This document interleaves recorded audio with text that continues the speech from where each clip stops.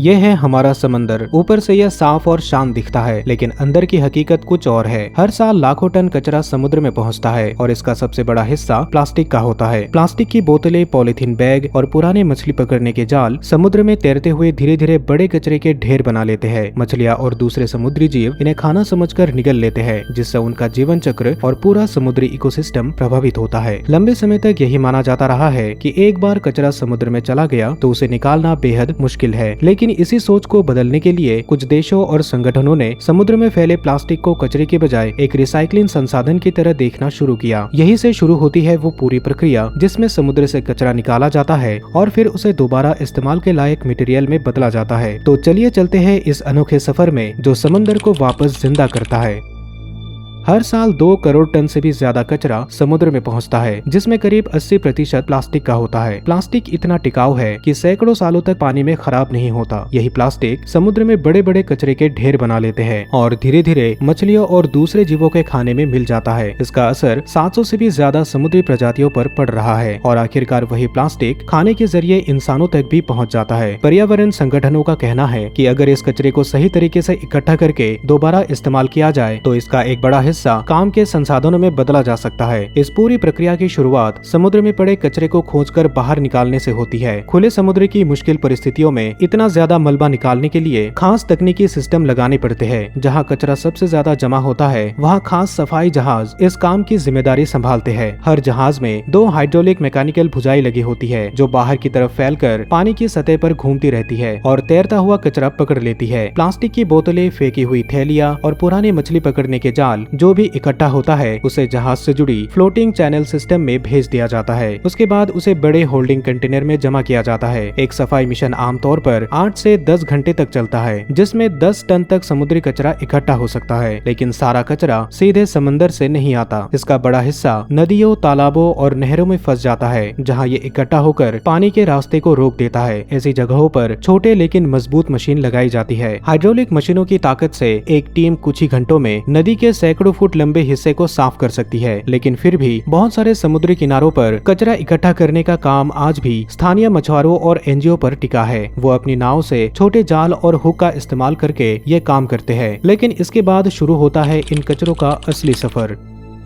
निकालने का चरण पूरा हो जाने के बाद इकट्ठा किया गया कचरा स्कीमर जहाजों से वापस किनारे तक लाया जाता है। ये खास नावें सिर्फ सतह पर तैर रहे कचरे को पकड़ने के लिए बनाई जाती है। इस स्टेज पर जमीन पर शुरुआती छटाई शुरू होती है। अभी उतरे कचरे में प्लास्टिक, धातु, लकड़ी, समुद्री शैवाल और गीली जैविक गंदगी सब कुछ मिला होता है। लोग जल्दी से जांच करके बड़े या खतरनाक सामान जैसे स्टील के जाल, ऑयल ड्रम और टायर को अलग कर देते हैं। इसके बाद बची हुई चीजों को एक फीड कन्वेयर पर डाला जाता है जो उसे स्क्रीनिंग सिस्टम तक ले जाता है। छटाई लाइन के अंदर एक ट्रॉमल ड्रम कचरे को उसके आकार के हिसाब से अलग करता है। रेत, गाद, सिपिया और छोटे टुकड़े छेदों से नीचे गिर जाते हैं, जबकि बोतलें और पैकेजिंग अंदर ही रह जाती है। छटाई पूरी हो जाने के बाद धातु, कांच और लकड़ी जैसी चीजें उनकी अलग अलग प्रोसेसिंग लाइनों में भेज दी जाती है। लेकिन प्लास्टिक को अलग रख दिया जाता है ताकि उसकी रिसाइकलिंग की प्रक्रिया शुरू की जा सके। सबसे पहले इन्हें वॉशिंग स्टेज में भेजा जाता है, क्योंकि समुद्र में पड़ा कचरा नमक, शैवाल और तेल से गंदा होता है। इन चीजों को एक वॉश टैंक में डाला जाता है। अंदर घूमते पैडल पानी को तेजी से चलाते हैं, जिससे गंदगी और बाकी अशुद्धियां निकल जाती है। इस पानी में हल्के केमिकल मिलाए जाते हैं ताकि नमक और तेल पूरी तरह साफ हो जाए। कभी कभी सफाई को बेहतर बनाने के लिए 70 से 80 डिग्री तक का गर्म पानी इस्तेमाल किया जाता है। ये प्रक्रिया आमतौर पर 15 से 20 मिनट चलती है। इसके बाद ये ड्रम वॉशर में जाती है, जहाँ घूमते हुए तेज पानी से जिद्दी रेत और शैवाल हटा दिए जाते हैं। इसके बाद प्लास्टिक को एक पानी के टैंक में डाला जाता है, जहाँ वो अपने वजन के हिसाब से अपने आप अलग हो जाता है। इससे अलग अलग प्लास्टिक पहचान में आ जाते हैं। फिर साफ किया हुआ प्लास्टिक एक ड्रायर मशीन में जाता है जो उसकी बची हुई नमी सुखा देती है। जब प्लास्टिक का कचरा प्लांट में पहुंचता है तो सबसे पहले प्लास्टिक को उसके टाइप और साइज के हिसाब से अलग किया जाता है ताकि आगे की प्रोसेसिंग आसान हो सके। दुनिया में कई तरह के प्लास्टिक इस्तेमाल होते हैं, लेकिन पीईटी और एचडीपीई सबसे आसानी से रिसाइकल होते हैं। पीईटी आमतौर पर पानी और सॉफ्ट ड्रिंक की बोतलों में होता है क्योंकि ये बहुत ही पतला होता है, और एचडीपीई दूध और शैम्पू के बोतलों में होता है क्योंकि ये थोड़ा मोटा होता है। इसलिए सिस्टम पहले इन्हीं को अलग करता है और जो प्लास्टिक काम के नहीं होते उन्हें बाहर कर देता है। इसके बाद एक मैग्नेट इन्हें लगातार चेक करता रहता है और अगर कोई धातु का टुकड़ा बचा हो तो उसे निकाल लेता है। इस सफाई के बाद ज्यादातर सिर्फ साफ और एक जैसी बोतलें बच जाती है जो अब अगले पड़ाव के लिए तैयार होती है।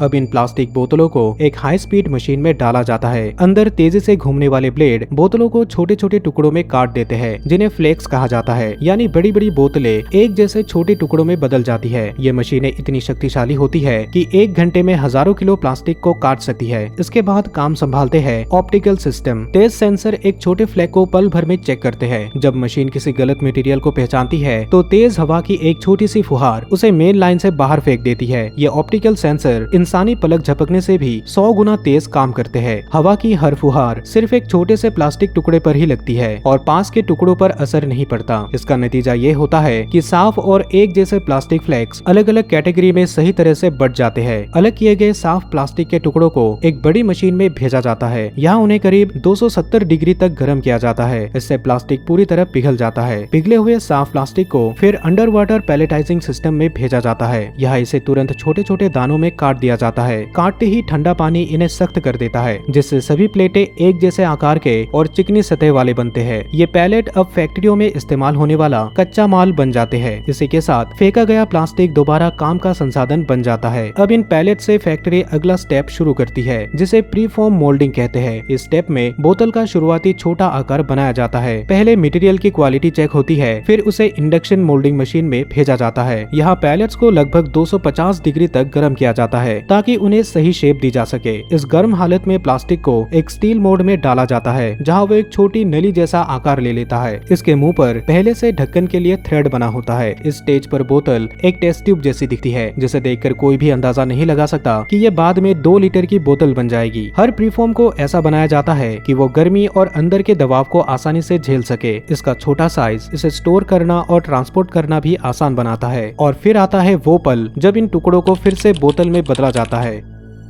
कई कंपनियां सिर्फ ये प्रीफॉर्म्स बनाने का काम करती है और फिर उन्हें दूसरी कंपनियों के पास मौजूद बॉटलिंग प्लांट्स में भेज देती है। वहां इन्हें दोबारा गर्म करके पूरी बोतल का आकार दिया जाता है। अगले स्टेप में प्रीफॉर्म को इतना गर्म किया जाता है कि वे नरम और लचीले हो जाए, लगभग रबर जैसे। इसके बाद प्रीफॉर्म को स्ट्रेच ब्लो मोल्डिंग मशीन में डाला जाता है। बोतल की गर्दन से तेज हवा अंदर छोड़ी जाती है, जिससे नरम प्लास्टिक फैलकर मेटल ढांचे की दीवारों पर चिपक जाता है और बोतल का आकार ले लेता है। सिर्फ 4 से 5 इंच का छोटा प्रीफॉर्म इस प्रक्रिया में अपने साइज से 4 से 5 गुना तक फैल जाता है। ब्लो मोल्डिंग पूरा होते ही ऑटोमेटिक लाइन कुछ ही सेकंडों में हजारों बोतलें बना देती है और खराब बोतलों की संख्या लगभग ना के बराबर होती है। लेजर सिस्टम लगातार बोतल की मोटाई, शेप और साफपन चेक करते रहते हैं ताकि हर बोतल एक जैसी क्वालिटी की हो। प्लास्टिक पूरी तरह ठंडा और सख्त होते ही बोतल इतनी मजबूत हो जाती है कि भरने और ट्रांसपोर्ट के दौरान अंदर के दबाव को झेल सके। फैक्ट्री छोड़ने से पहले हर बोतल की कड़ी क्वालिटी चेक होती है। ऑप्टिकल सेंसर, हाई रेजोल्यूशन कैमरे और दबाव टेस्ट मशीनों से छोटी दरारें, फंसे हुए बुलबुले या शेप की गड़बड़ी तक पकड़ ली जाती है। खाने पीने के लिए बन रही बोतलों में कुछ और भी केमिकल टेस्ट होते हैं ताकि कोई हानिकारक पदार्थ ना रहे। सभी टेस्ट पास होने के बाद बोतलें पैक की जाती है और इसके बाद तैयार बोतलें डिलीवरी सेंटर से फैक्ट्रियों, सुपरमार्केट या स्टोर्स तक भेजा जाता है, जिससे प्लास्टिक रिसाइकिल का ये चक्र पूरा होता है। दोस्तों, अगर आपने इस वीडियो को यहाँ तक देखा है तो मुझे पूरा यकीन है कि आपको ये वीडियो भी काफी पसंद आएगी। तो जल्दी से क्लिक करके इस वीडियो को भी जरूर देखें। साथ ही इस वीडियो को लाइक करें और चैनल को सब्सक्राइब करें। मैं मिलता हूँ आपसे अगली वीडियो में।